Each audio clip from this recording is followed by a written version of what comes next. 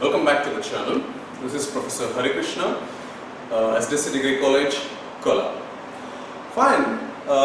In the field of chemistry, as we said, the main motto of learning chemistry is to understand the various types of reactions as well as the reactivity. And if you go to the organic chemistry in particular, if you go to the organic chemistry, so we will be having various types of reactions that can be observed for various types of reactant molecules, such as addition reactions, elimination reaction, substitution reaction. Like this, plenty of different kinds of reactions are possible in case of organic chemistry. And if you consider among the various types of reactions, what I said, if you consider one important one, that is substitution reaction. So we are well aware of the content regarding the substitution reaction. That is, the name itself telling you substitution means we will be having a reactant molecule. With that reactant molecule, if you added a reagent, from the reactant molecule an atom or a group will be replaced by the component of the reagent to form a newer product. That's what we used to call as substitution reaction. And here in this session, we shall discuss about one of the most important topic in the field of organic chemistry, that is substitution reaction, in particularly for organic halogen compound, that is SN1 reaction. So this is simply called as unimolecular nucleophilic substitution reaction. That is the full form. That is unimolecular nucleophilic substitution reaction.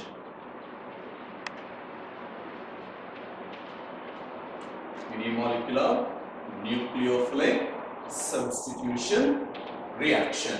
So the heading itself will give you some information, that is, it is a nucleophilic substitution reaction. Means here in case of organic halogen compound, we are going to substitute a nucleophile to the organic halogen compound. That means here when you add a nucleophilic reagent to the organic halogen compound, from the organic halogen compound, the halogen, that we should say in this way. This is the simplest molecular formula we can give for an organic halogen compound, strictly speaking, alkyl halides or haloalkane. So here R is the alkyl group, or it may be an alkyl group, and X is halogen. When this alkyl halide or haloalkane is reacted with a nucleophilic reagent, the halogen will be coming out in the form of a leaving group, and to the place of halogen, the nucleophile will go and attach. So that we will be getting a newer product substituted with nucleophile at the place of halogen. And what the product we are going to get will be called as nucleophilic substituted product. So this is the actual reaction that happens in case of organic halogen compounds, but here I have written unimolecular nucleophilic substitution reaction. So what is the meaning of unimolecular? Here I have given the meaning of nucleophilic substitution reaction. But why we have attached the thing that is unimolecular? What does it indicate? The answer for this question is unimolecular is simply accounts for the kinetics of this particular reaction. We come to the kinetics of this particular reaction, that is with respect to the rate of reaction. Here the nucleophilic substitution reaction of the organic halogen compound, that is an alkyl halide, will be following the first order kinetics. That means the rate of the reaction will be, or else the order of the reaction is equals to 1. That means the rate of reaction depends on only one concentration term. That's why we are giving the term unimolecular. That means the whole and sole meaning of the heading what I have written for SN1 is it is a substitution reaction.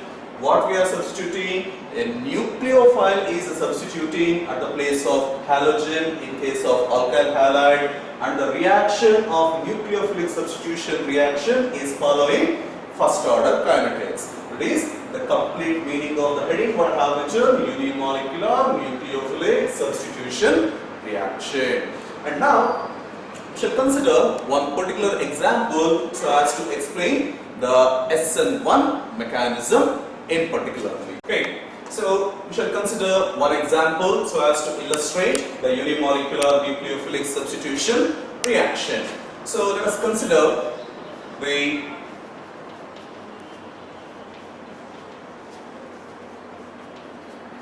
example of this one. So here it is tertiary butyl bromide.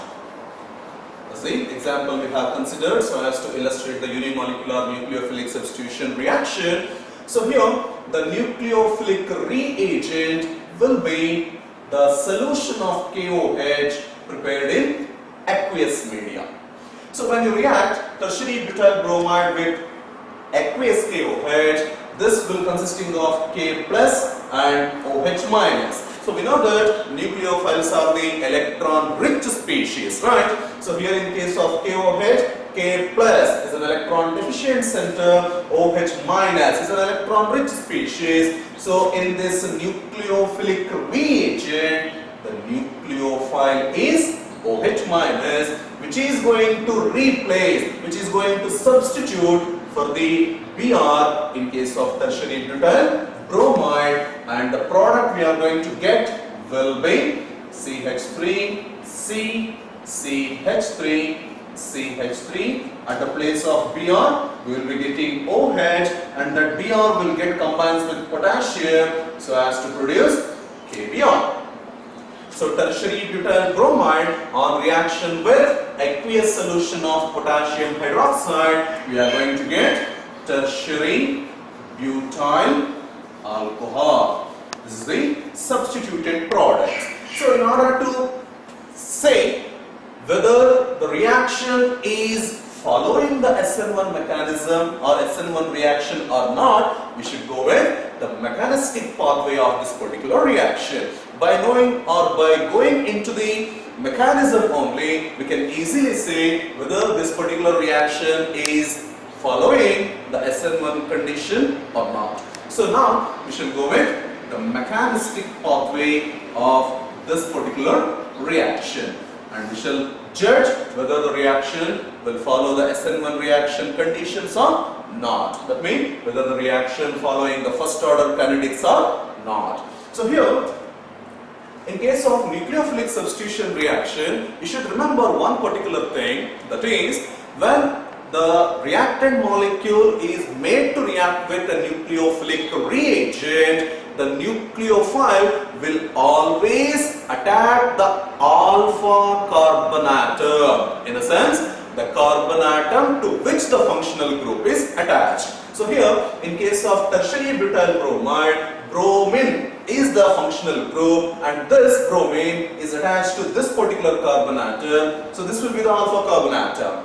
And here the nucleophile is OH minus, right? So in case of a nucleophilic substitution reaction, the nucleophile should always attack the alpha carbon atom in the rarer side of the leaving group. So here the leaving group is bromine. So the nucleophile is OH minus, which is supposed to be attacked in the rarer side of the leaving group. So OH minus should attack in this direction, but in this case, the attack of the nucleophile in the rarer side is not possible. Why? You can notice around the alpha carbon atom, we are having methyl group, which are the bulky groups, which creates much cloudiness to attack the OH minus in the back side of the leaving group. So because of this hindrance, attack of OH minus from the rarer side of the living group is not possible. So first the living group has to come out from the system so as to create the electron deficient center over here, and then the nucleophile can attack the electron deficient center to form the product. So this is the condition that what happening in this particular reaction. Let me repeat once again. The OH minus, that is the nucleophile, cannot attack the alpha carbon atom in the rarer direction of the living group in this particular case, because the presence of the bulkier methyl group will hinder the attack of OH minus because of the creation of cloudiness around this alpha carbon atom. So direct attack of OH minus is not possible, and because of that reason this reaction will occur in two steps. So in step 1, first the living group will get eliminated to create the positive center at the carbon atom, strictly speaking at alpha carbon atom, that we shall say CH3, C, CH3, CH3, Br. And here, firstly, this halogen will come out so as to form in this way: CH3, C, CH3, CH3, and you can notice both the electrons of the bond between carbon and bromine atom are coming out with bromine. So this carbon atom suffers with electron deficiency, and that creates a positive charge on this carbon atom. So we got a carbocation, and bromine will come out in the form of bromide ion, that is Br minus. So in the first step, you can notice that tertiary butyl bromide eliminates or removes the Br in the form of Br minus so as to create a carbocation. So since it is in the tertiary form, so it is tertiary carbocation. And the direct elimination of the living group is not that much faster in made, it takes place very slowly. So the step 1 of this particular reaction is very slow. And if we come to the second step, in step 2, whatever the tertiary carbocation we have obtained in the step 1, the tertiary carbocation will readily receives the OH minus ion from the nucleophilic reagent. And now we have the opposite poles, OH minus, and there is a positive charge at this carbon atom. So the OH minus can readily attack the electron deficient center, so that we will be getting the final substituted product, that is tertiary butyl alcohol. And whatever Br minus which is generated in step 1 will get combined with K plus so as to form potassium bromide. So here the interaction between the opposite charges is not that much slower, which can occur very fastly. So among the two steps of this particular mechanism, step 1 is the slower step and step 2 is the faster step. We are well aware that in the field of kinetics, in order to determine the rate of a reaction, we always prefer the step which takes place very slowly, and that's why we used to say the slower step is the rate determining step. So among these two steps of this particular mechanism, step 1 will be the rate determining step, for which we shall write the rate equation and we shall look over what could be the order of this particular reaction. So now the rate of this reaction will be given as rate is equals to the rate constant K, and here you can notice in this particular reaction at the reactant sides we are having only the alkyl halide, nothing else is there. So the concentration of alkyl halide, that is Rx, in general I am writing, so only one molecule is there, the concentration will be raised to the power 1. So we know that order of of reaction is simply nothing but it is the sum of powers of all the concentration terms present in an experimentally determined rate equation, and here we have only one concentration term and is raised to the power 1. So the order of the reaction n will be equals to 1. What we said in the beginning of the reaction, it is a unimolecular reaction. That means the rate depends on only one concentration term. That's why we are calling this as unimolecular nucleophilic substitution reaction. That's the actual mechanistic pathway of SN1 mechanism. And we have to understand one more thing.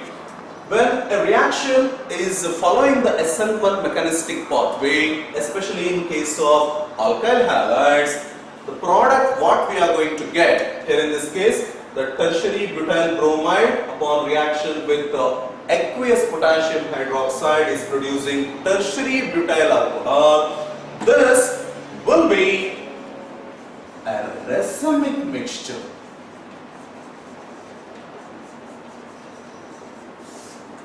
Be a racemic mixture, that means we'll be having both dextrorotatory as well as levorotatory component will be in same proportion. One question comes to our mind, why we are getting a racemic mixture in case of nucleophilic substitution reaction? In order to get the answer for this particular thing, we have to go with the stereochemistry of this SN1 mechanism, and there we can get answer why we are getting racemic mixture in case of the product of nucleophilic substitution reaction. Okay, so if you come to the case of stereochemistry of SN1 reaction, so this is the first step we have noticed, we have written in case of mechanistic pathway, that is the bromine will undergo elimination in the form of a living group so as to produce this tertiary carbocation. Right. So give a careful observation towards this tertiary carbocation, what we have given. This way. So if you notice, this positively charged carbon atom is surrounded with 1, 2, 3 sigma bonds. So in the field of hybridization, we used to say if a carbon atom is surrounded with 2 sigma bonds, then that will be sp hybridization. If the carbon atom is surrounded with 3 sigma bonds, then we used to say that particular carbon atom will be in sp2 hybridization, and for a carbon atom which is involving in sp2 hybridization will possess trigonal planar geometry. I repeat, a carbon atom, I mean to say the central atom of a molecule, the central atom of a molecule, if it is in sp2 hybridization, then the molecule will be having trigonal planar geometry like this. So this is the 1, 2, 3. There are 3 angles and all the atoms, the central atom, 1, 2, 3. 3 terminal atoms or terminal groups, all will be in same plane. When the central atom is in sp2 hybridization. So here, come back to the picture. Here the carbon atom is surrounded with 3 sigma bonds. That is, the carbon carrying positive charge is surrounded with 3 sigma bond. That means the positively charged carbon atom is in sp2 hybridization with trigonal planar geometry. So the carbocation produced in the first step of the SN1 reaction will be in trigonal planar geometry, and to this particular positively charged carbon atom, when the nucleophiles start to attack, since the species is planar in nature, the attack of the nucleophile can occur in 2 ways. Number 1, it may attack in the topper side or it may attack from the bottom edge. So because of these 2 things, we will be getting 2 kinds of products, and that we shall show in the equation. So here, if you consider this one, number 1, CH3, CH3, CH3 with positive charge at the central carbon atom. So here, when OH minus comes towards this positively charged carbon atom, the attack may occur in the upper side. So you will be getting the product in this way: CH3, CH3, CH3, and here the OH will be. And the second possibility, that is, the nucleophile OH minus may attack from the bottom side. So you will get the product like this: CH3, CH3, CH3, and OH will be present over here.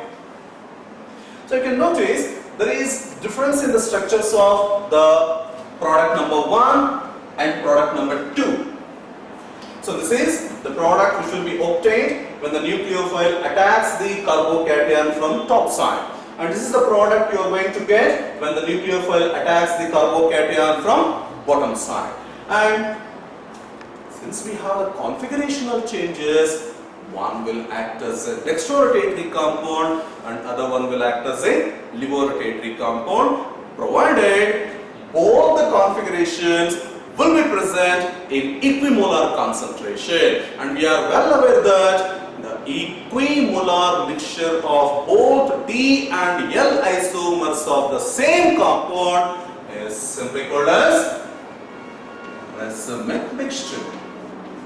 So this is the thing we said while telling the mechanism of the SN1 reaction, that is, the product of the SN1 reaction will be a racemic mixture. So hope you understood why we are getting the racemic mixture in case of SN1 reaction. And we are having both primary, secondary and tertiary alkyl halides. And among these three, the tertiary alkyl halides are having greater tendency to undergo SN1 reaction compared to secondary, compared to primary. Therefore, the order of reactivity of the alkyl halides towards SN1 reaction will be: tertiary alkyl halide will be greater than secondary alkyl halide and primary alkyl halide. This is the order of reactivity of alkyl halides towards SN1 reaction, and that's about the mechanism of the unimolecular nucleophilic substitution reaction as well as the stereochemistry of it, which gives the clear-cut explanation for the formation of racemic mixture in SN1 mechanism.